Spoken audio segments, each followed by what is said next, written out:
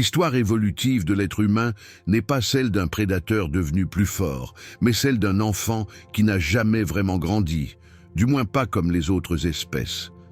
Par un processus appelé néothénie, l'évolution a ralenti notre développement.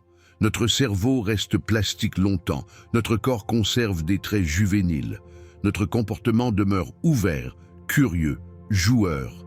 Ce ralentissement a un coût, une enfance longue, une dépendance prolongée, mais il a offert un avantage décisif, la capacité d'apprendre, de coopérer et de transformer le monde par la culture. Au fil du temps, cette trajectoire biologique s'est accompagnée d'un phénomène singulier, l'autodomestication. Comme certains animaux domestiqués, l'humain a vu diminuer son agressivité impulsive, non pas par sélection naturelle brute, mais par sélection sociale. Les individus trop violents, imprévisibles ou incapables de coopérer étaient exclus, punis ou marginalisés.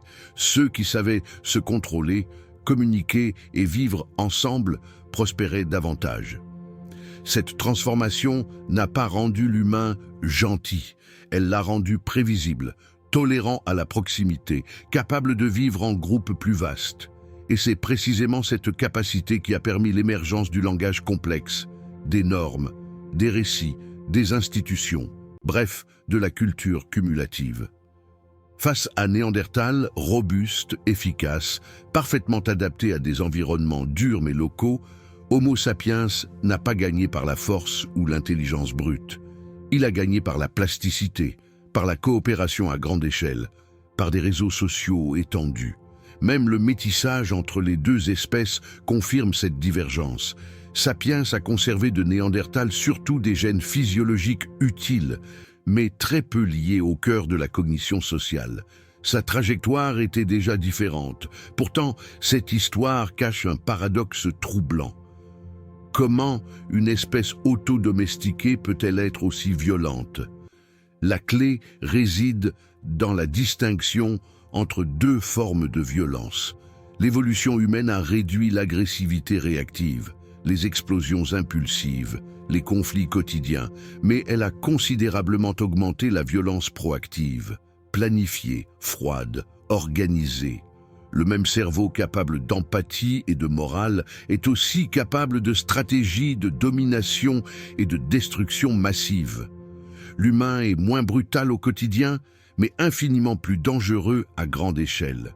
C'est dans ce contexte qu'apparaît la morale. Elle n'est pas tombée du ciel, elle n'est pas une pure invention rationnelle. Elle est née comme un outil évolutif de régulation sociale, favoriser la coopération, punir les tricheurs, stabiliser les groupes.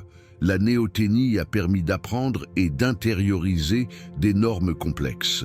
L'autodomestication a rendu possible leur respect. Mais la morale héritée de l'évolution est fondamentalement limitée. Elle est conditionnelle, tribale, sensible à la proximité. Nous aidons d'abord les nôtres. Notre empathie décroît avec la distance. Notre altruisme s'épuise face à l'anonymat et aux coûts trop élevés. Ces limites ne sont pas des défauts moraux. Ce sont des contraintes biologiques. La culture, alors, tente de faire quelque chose de radical, dépasser la biologie. Les droits humains, la justice abstraite, la solidarité envers des inconnus ou des générations futures ne sont pas naturelles. Elles sont contre-intuitives, fragiles, exigeantes.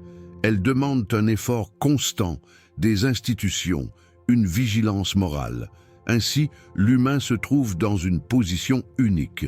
Il est une espèce façonnée par l'évolution pour être sociale, mais pas universellement altruiste, capable de morale, mais pas automatiquement juste, adouci émotionnellement, mais armé cognitivement, pour le pire comme pour le meilleur.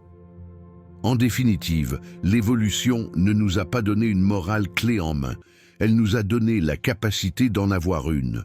Le reste, la direction que nous prenons, ne relève plus de la biologie, mais de la responsabilité humaine.